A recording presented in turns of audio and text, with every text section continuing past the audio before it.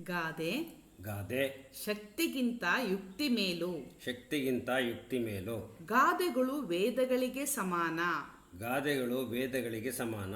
ವೇದ ಸುಳ್ಳಾದರೂ ವೇದ ಸುಳ್ಳಾದರೂ ಗಾದೆ ಸುಳ್ಳಾಗುವುದಿಲ್ಲ. ಗಾದೆ ಸುಳ್ಳಾಗುವುದಿಲ್ಲ. ಚಿಕ್ಕ ಚಿಕ್ಕ ವಾಕ್ಯಗಳಲ್ಲಿರುವ ಚಿಕ್ಕ ಚಿಕ್ಕ ವಾಕ್ಯಗಳಲ್ಲಿರುವ ನುಡಿಮುತ್ತುಗಳು ಗಾದೆಗಳು. ನುಡಿಮುತ್ತುಗಳು ಗಾದೆಗಳು. ಇಂತಹ ಗಾದೆಗಳು ಸರ್ವಶ್ರೇಷ್ಠವಾಗಿದೆ. ಇಂತಹ ಗಾದೆಗಳು ಸರ್ವಶ್ರೇಷ್ಠವಾಗಿದೆ. ಗಾದೆಗಳು ನೋಡಲು ವಾಮನನಂತಿದ್ದರೂ ಗಾದೆಗಳು ನೋಡಲು ವಾಮನನಂತಿದ್ದರು ಅರ್ಥದಲ್ಲಿ ತ್ರಿವಿಕ್ರಮನಂತೆ.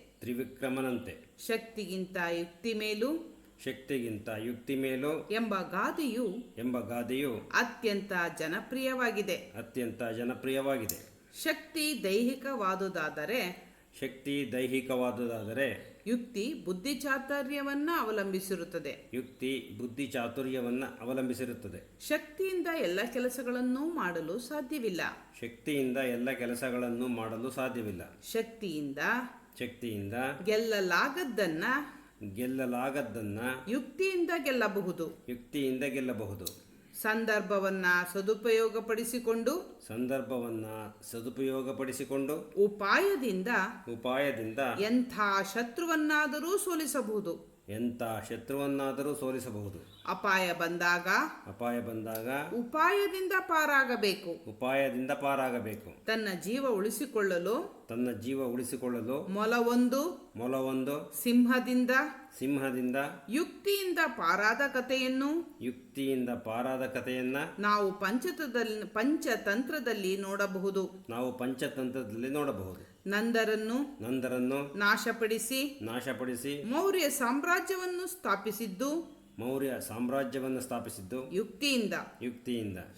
ಹೀಗೆ ಶಕ್ತಿಗಿಂತ ಯುಕ್ತಿಯೇ ಮೇಲು ಎಂದು ನಾವು ತಿಳಿಯಬಹುದು. ಇನ್ನೊಮ್ಮೆ ನೋಡೋಣ ಮಕ್ಕಳೇ.